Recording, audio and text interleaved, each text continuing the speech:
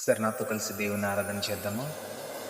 ఏ తోడు లేని నాకు నా తోడుగా నా అండగా నీవు నిలిచావయ్యా. చెద్దమా ఏ తోడు లేని నాకు నా తోడుగా నా అండగా నీవు నిలిచావయ్యా.